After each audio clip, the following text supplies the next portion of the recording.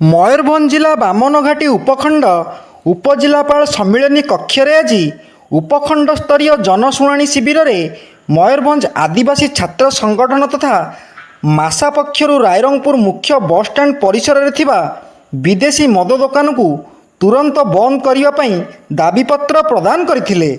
ଶିକ୍ଷାନୁଷ୍ଠାନ ଓ ଜନଗହଳିପୂର୍ଣ୍ଣ ସ୍ଥାନ ନିକଟରେ ଥିବା ଏହି ଦୋକାନ ଯୋଗୁଁ ଛାତ୍ରଛାତ୍ରୀ, ମହିଳା ଓ ସାଧାରଣ ଲୋକ ଅସୁବିଧା ଓ ଅସୁରକ୍ଷିତ ମନେ କରୁଥିବା ଅଭିଯୋଗ ହୋଇଛି।